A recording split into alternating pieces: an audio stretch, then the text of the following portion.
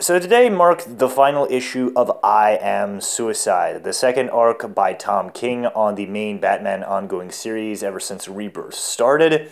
And this arc, the basic premise of it is that Batman is attacking Santa Prisca with his own suicide squad so he can get Psycho Pirate back to Gotham City because he did something to Gotham Girl. And of course, we all know that Santa Prisca is controlled by Bane, the villain from the 90s, who iconically broke Batman's back. And Batman has to, like I said, assemble his own Suicide Squad to break in there, attack what is essentially considered a sovereign nation, I guess, somehow, and get Psycho Pirate back. And this arc was getting a lot of attention thanks to the second-to-last issue, which I'm going to talk about. And that's probably one of the few things this book does that is even remotely good, because I just have to say it, I think this is even worse than the first arc. Like, the first arc at least has a good premise to it. You know, Batman dealing with the fact that there is a Superman-level vigilante in Gotham City who can do everything he can do but better. That's a really good premise for Batman. That's a really good way to examine how useful Batman is in not just in Gotham City with a Superman-level character, but just in the bigger DC universe, where you have really powerful characters like the Flash, Aquaman, Superman, Wonder Woman, all of who can do anything Batman can, except millions upon millions of times better. And that great premise was squandered, but at least there was a good, foundation there for something interesting. The problem with this thing is that I don't know why Batman doesn't just call the Justice League to help him out on this one.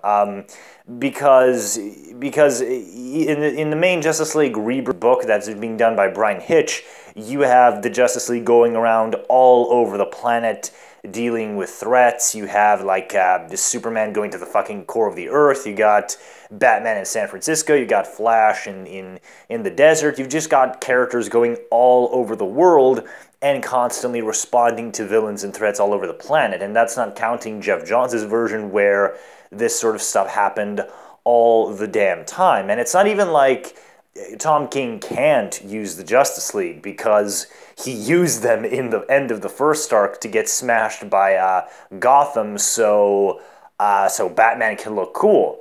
And that kind of brings me to another point that continues to be a problem with Tom King's version of Batman.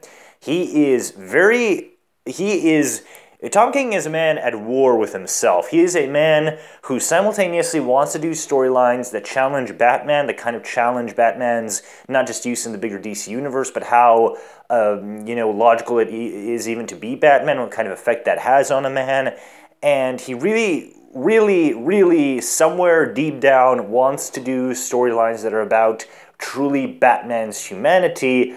And then he has him do all sorts of bullshit, not just in this arc, but in the first one, that are basically Batman fan wank, where Batman can just one-shot opponents that fucking Superman-level characters cannot, because he's Batman. And so Tom King is at war with himself. He is very clearly a writer who is way too much of a fan of Batman's hype to actually let himself write the guy as a human being. And so this whole idea of Batman being like this metaphor for suicide, this kind of abandonment of life, more or less, and just this kind of suicidal dedication to a cause, is once again, it's a really interesting idea that's mishandled by the fact that not only does Tom King not let himself actually write Batman as a human being because he buys into the hype too much, but also because his Batman is really fucking generic. The thing that made Morrison and Snyder's Batman really appealing is that was a Batman who knew he was fucking crazy, and he used that as an advantage. So you had these really interesting situations over and over again where Batman just kind of knows he's insane. He knows he's kind of OP. He knows he has all this useless information that nobody should know, but he knows it because he's Batman, and he uses that as his advantage. And that creates these really interesting scenarios where Batman is aware that he's crazy, and he sometimes has fun with it. It leads to really interesting storylines, and when you have a character who is as aware of his own OP-ness as Batman was, just barely scraping by, that made you really invested in his character. But it also, those two runs that preceded Tom King's had this really big distinction of Batman realizing that he is bigger than his parents' death, that he's not just that little kid in Crime Alley who's obsessing over the death of his parents. For fuck's sake, the very first page of Scott Snyder's Batman starts with the whole idea of Gotham is. Like, what is Gotham? Is Gotham Two-Face? Is Gotham Killer Croc? And the entire arc of Court of Owls, and then Super Heavy, and then Endgame, and even the entire Scott Snyder run is Batman being bigger than the tragedy that made him. And when you move the character away from obsessing over that one night over and over and over again, you had a Batman who was able to have fun. You had a Batman who was kind of, crazy, who was also funny, who was also a bit snarky, and he was able to have something approaching a fucking personality that wasn't completely one-note and generic. And Tom King's Batman does not have this. Like, he is just standard McDefault, I'm obsessed over the death of my parents Batman, and that's really, really, really fucking boring in a decade where Snyder and Morrison and even Christopher Nolan, took Batman, they gave him something beyond his parents' death, and they gave him a gasp fucking personality. And Tom King's Batman completely lacks anything approaching a fucking personality. But the primary reason I wanted to do this video is because of an issue in the arc. And this might be just the stupidest fucking thing I've seen Batman related all year and maybe in the past few years. So, when Batman is attacking Santa Prisca in his Batjet, throughout the entire issue, he keeps spouting, Bane, give me back Psycho Pirate and I'll leave, and if you don't, I'll break your damn back. And that is literally what Batman says in every situation.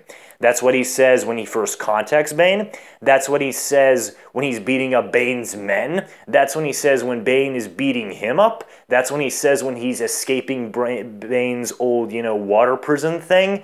And it's supposed to sound really cool, and in the arms of a more competent writer, that would sound cool, but Batman just sounds like a fucking moron throughout the entire issue. It's actually kind of funny.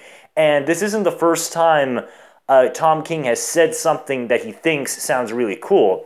In the first arc, there's this scene where Alfred is like dressing up as Batman. He's in the Batmobile and he's masquerading as Batman to take on Gotham. And he has this whole bizarre spiel where he's like, yes, Master Wayne, I shall take care of your son. I shall do this.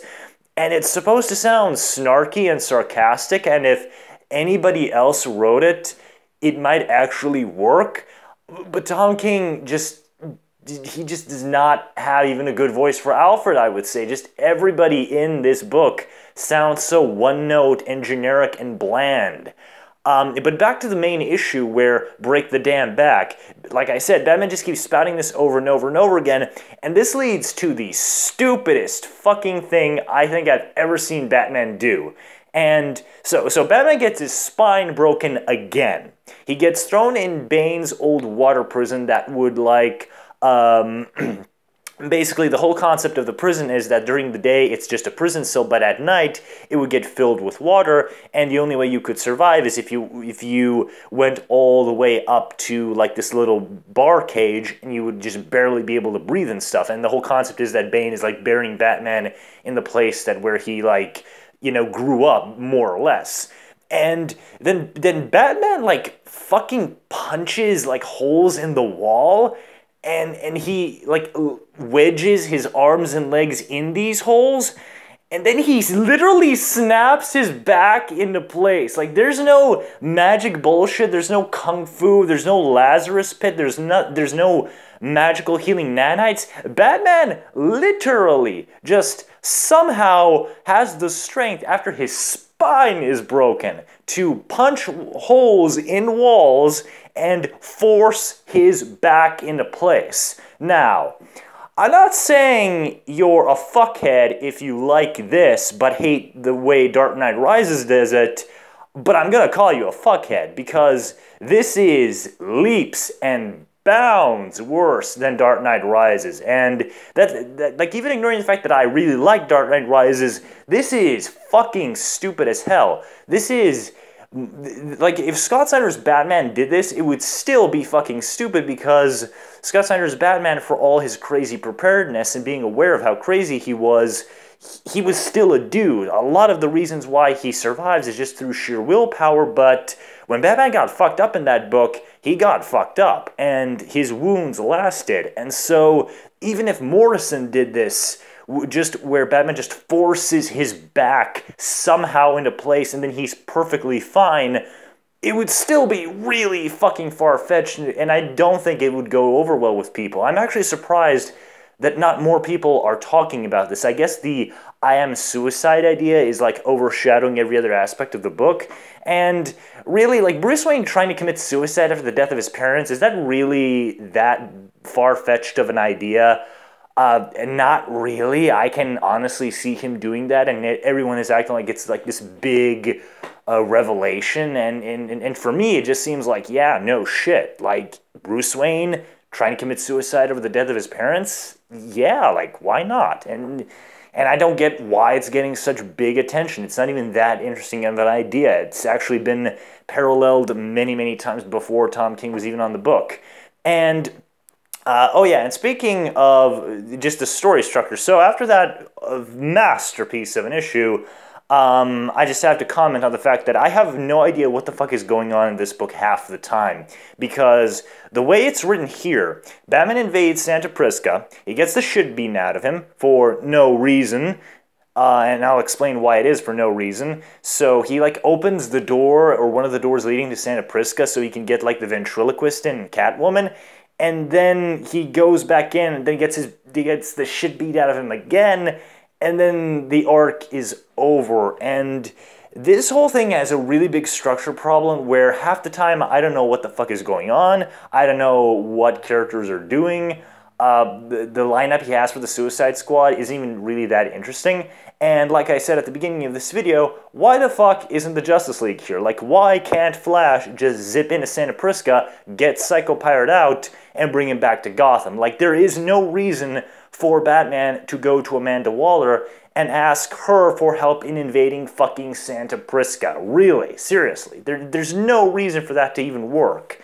And like you could even say that, oh, well, why doesn't Batman call the Justice League for anything? But here's the fact. Here's the reason why in some storylines you willingly, like, suspend your disbelief. It's because you have something to latch onto. It's because the overall storyline is so interesting and you have so many other good things to talk about and other things to, like, enjoy, that even if you do come to realize these little holes in logic, you can still say, like, yeah, this thing does have issues, but there are so many other things that make it worthwhile that, you know, compensate for the issues. But when your storyline is this borderline nonsensical and bizarrely paced, it just doesn't work. It's just a big mess. It's a big, boring mess of nonsense and ridiculous Batman fan-wanking that I could glean no enjoyment from it. And Mike Jannon's art is absolutely horrendous in this. Like, I don't know what's going on, but half the time in this story arc, I have no idea what the fuck is going on. The panels are arranged bizarrely. The character arc looks really, really bad. Everybody has the same facial expression.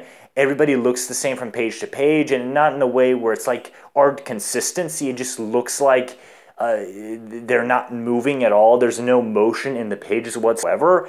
And the colorist, I think, is even kind of screwed up because everything looks kind of bland and generic. And then when it tries to be, like, weird and experimental, it also doesn't work because the panel layout is absolutely fucked up in this entire book, which contributes to me just wondering what the hell is going on half the time.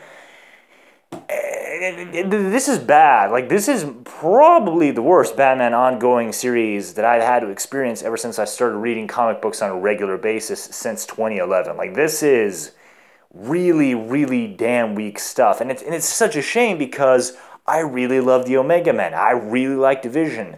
Tom King is a guy who can write really damn good storylines, and he's not afraid of doing interesting things with characters. He's not afraid of being mean to his protagonists either. Like, the shit he does to Kyle Rayner in Omega Men is easily some of the cruelest shit you're ever going to see to a protagonist, but it serves the storyline. It's not just being cruel for the sake of cruelty, it's progressing the character and really challenging him. And I know that Tom King deep down wants to challenge Batman, but he's held back by the fact that he's a blatant Batman fanboy who can't, will himself into being mean to Batman. And also, I don't think he has a voice for the character. I think that even if he started being mean to the character, I still think you'd have the problem of his Batman just being really, really bland personality-wise and just being the generic, I'm obsessed with the death of my parents Batman that we have really moved past in these past few years. Like in this past decade, ever since Damon was introduced, we've been really pushing away from that guy. And to see him just kind of reverting into standard McDefault generic Batman like this is quite unfortunate. So yeah, I'm Suicide. This is a big dud. This is probably one of the worst Batman things you can experience in 2016. I honestly wouldn't recommend anybody to read this. I don't even know what the next arc is. I have no idea what the fuck Tom King is even doing with this book anymore. I actually even don't really care. Like if the next arc has like some big, super exciting hook that I just can't stay away from, I'm gonna check it out. But as it stands, I think you should just not read the main Batman ongoing title. I feel like you're way, way better off just reading Detective Comics or going back and like reading the Snyder run from beginning to end. Honestly, that's what I would recommend the most. If you're looking for good, long, consistently well-written run on Batman that's come out recently and is actually easily digestible, because as much as I like the Grant Morrison run, it's really fucking weird, and I know it's not for everybody.